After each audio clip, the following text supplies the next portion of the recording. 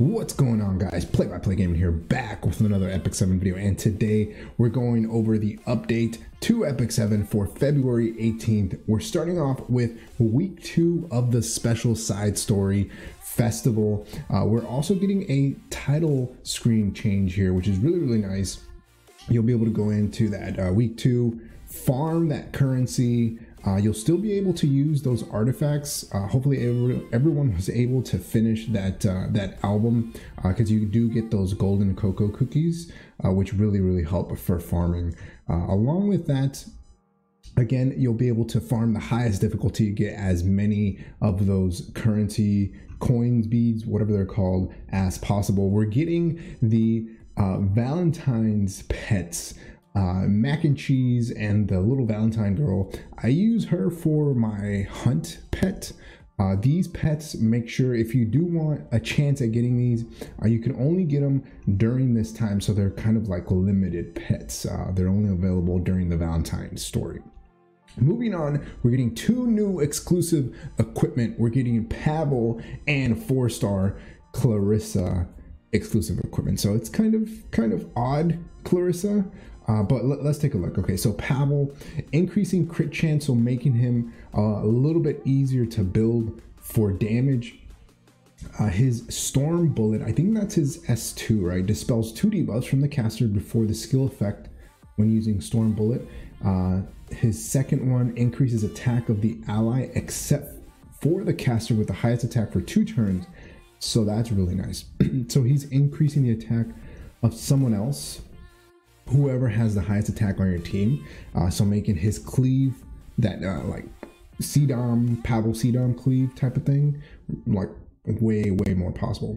Last one, Destructive Pursuit, grants the caster skill nullifier once after using Destructive Pursuit, so that's pretty cool. It gives him some survivability. I think the one that I'll see the most is probably the S2, increasing the attack of the ally except for the caster for 2 turns. It's not even a 1 turn, it's a 2 turn. That's pretty crazy. So I think we're going to see a lot more Pavels. Pavel cleaves.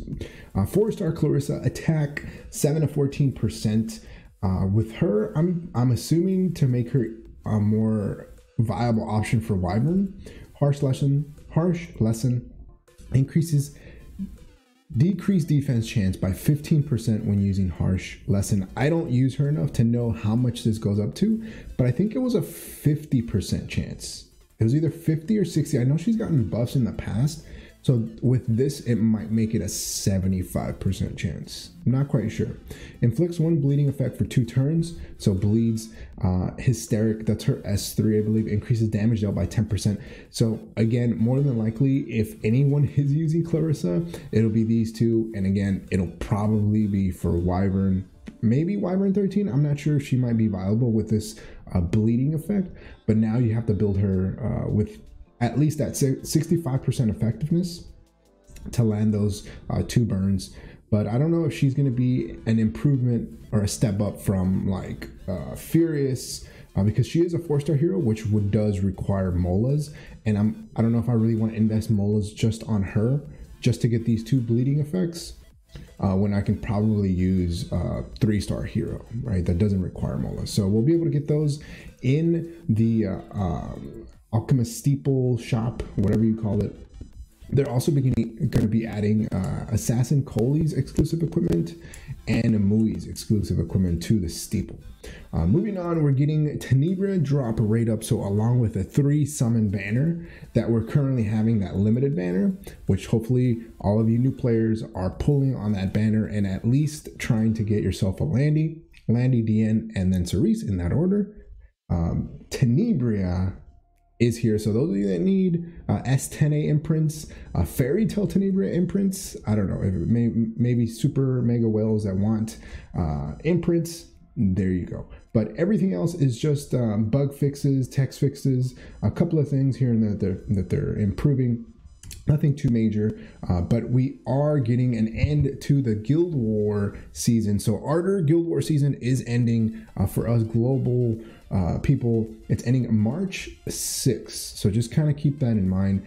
You have, you know, a little bit over, was it like 3 weeks, 2-3 weeks to get your attacks in, and then we're going to be moving on to the Skyward season. It's going to be great. Eventually we'll get the preview to the new equipment, but moving on, last but not least, we got the new ML 5-star hero. Here we go.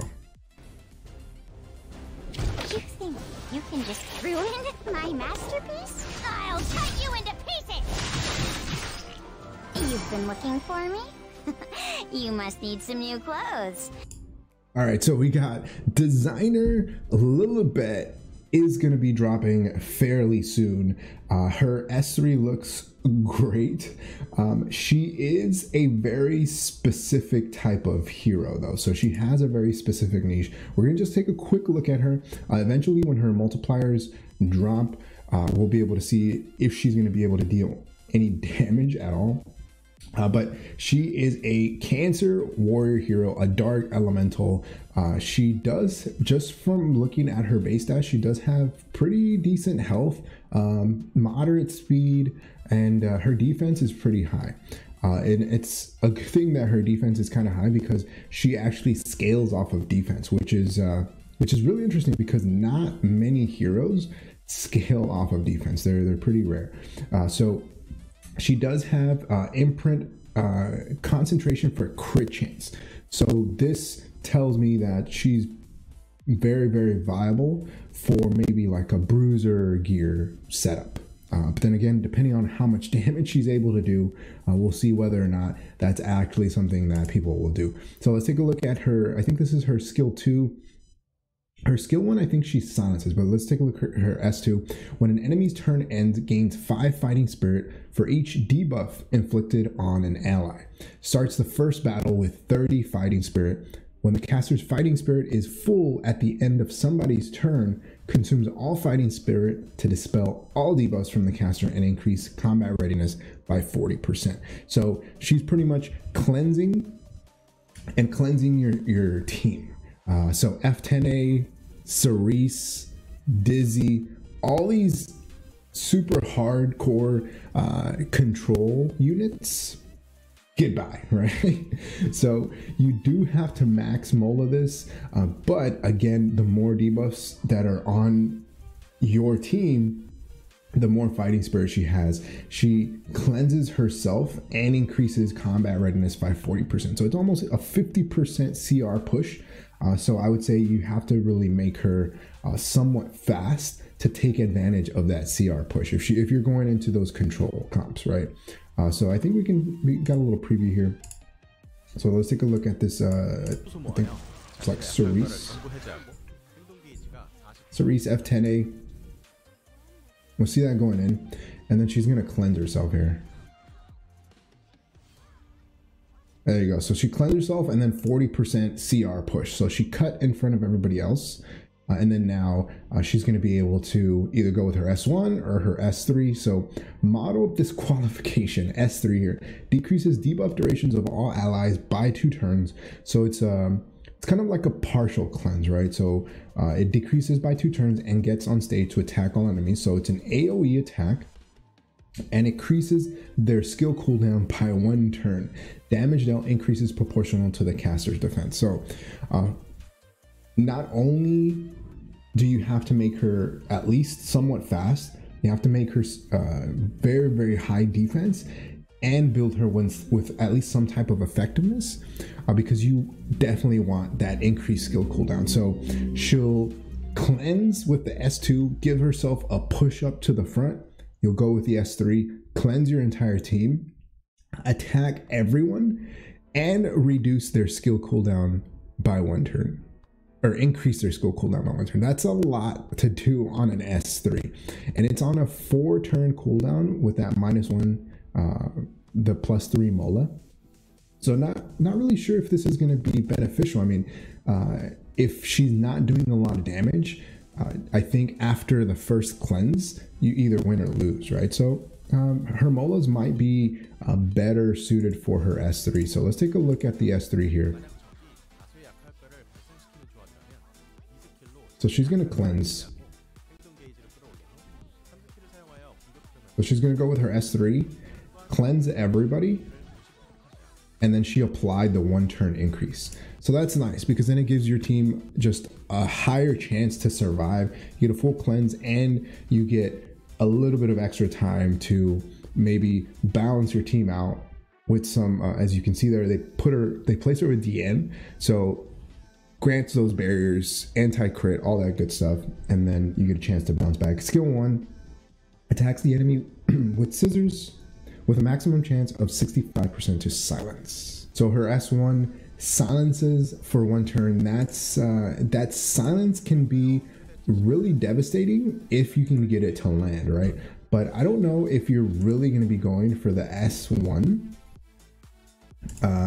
to silence, right? I don't know if you're really going to be counting on that. If you take a look, she has attack buff right now on a Cerise. Cerises aren't usually built super tanky, but she's doing 6.6k with attack buff. So without attack buff, she'd probably be doing like what, 4k? That's still pretty decent. She has what, like, how much health? Is that 16k health?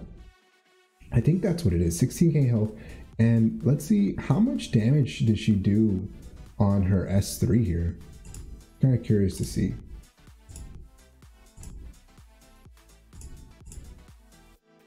We'll see it again. So let's see, she's gonna go with her S3, which is actually really nice. I like how she puts everyone in this like teddy bear thing. So she did 3.6k to this F10A. She did not crit on the T-Ser in 2.7k. So I don't think she's going to be a very, very high damage dealer, but she might be built bruisery just so that she can do at least something on the field. But again, I think that you're going to bring her in to some type of anti-control. Here, they got more DN and Doris. So more and this designer Lilibet are the only damage dealers, which is kind of interesting. So I don't know if you're going to be able to deal a lot of damage using this team comp, but these two here usually aren't built for damage. They're built more for control. So I think that's why they're going that way.